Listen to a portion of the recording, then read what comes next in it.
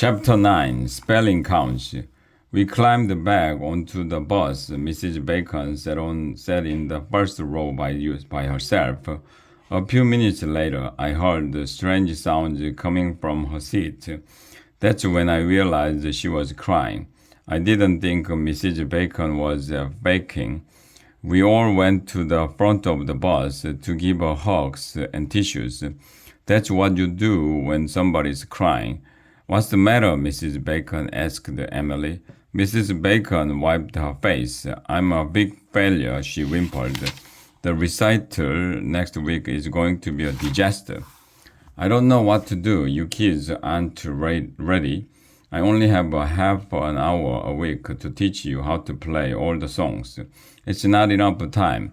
You're not practicing at home. I'm stressed out. Dr. Cobbles is going to fire me and nobody will ever hire me again. My career is over. Then she started crying again. Don't worry, Mrs. Bacon, said Andrea. Everything is going to be okay. We are going to put on a great show at the recital, said Alexia. Yeah, I added, we are going to make you proud of us. We are going to practice really hard. And we did. We practiced like crazy all week. I didn't waste my time playing video games or lining up my pads dispensers. All I did was practice playing tuba. I played hot cross buns so many times. I was really beginning to feel the buns. Asterisk. What kind of music are balloons afraid of? Pop music. Finally, the day of our big recital arrived. I had to wear a tie to school. A sign in front of said we should walk around to the playground. There were a bunch of chairs set up out there, and lots of grown-ups, Mrs. Bacon, Mr. Klutz, Mr. Cooper, Mr. Loring, Dr. Cobbles were there too, with his mean face. It's such a beautiful day, said Mrs. Bacon. I thought it would be nice to have the recital outdoors. I'm going to pass out. She's gonna pass out, I yelled. Give her air. I'm going to pass out programs, continued Mrs. Bacon. I made them myself. Mrs. Bacon handed everybody one of her programs. People were ushered to their seats by the PTA. That sounds for parents who worked a lot, Ryan's mom. Mrs. Dole is president of the PTA. She was carrying a big platter. Guess what I made, she said. What? Everybody asked. Hot cross buns, said Mrs. Dole. She passed out buns to the audience, but we couldn't eat any yet because it was time to take our places on the stage. Bummer in the summer. Are you nervous? Ryan asked me as he picked up his French horn. Yeah. We are all on pins and needles. Well, not really. We are sitting on chairs. If we are on pins and needles, it would have hurt, but there was electricity in the air. Well, not really. If there was electricity in the air, we would get electrocuted. Mr. Klutz held up his hand and made a peace sign, which means shut up.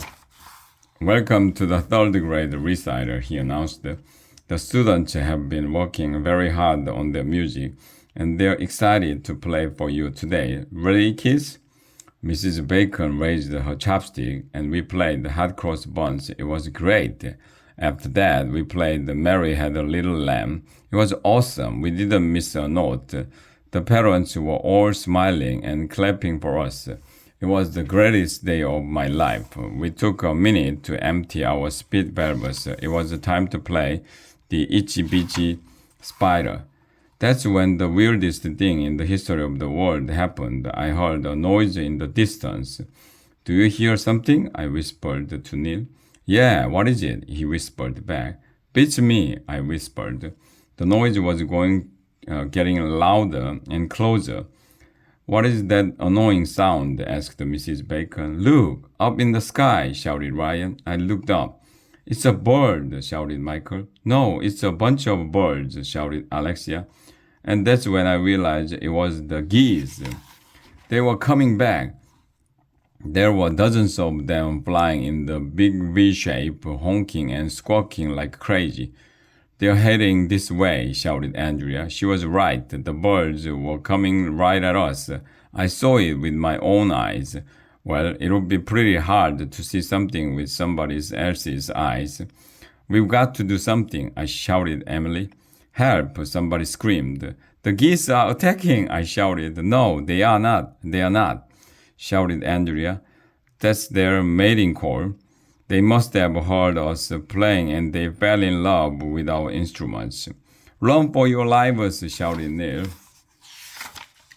The next thing we knew, the geese were dive bombing and landing all around us.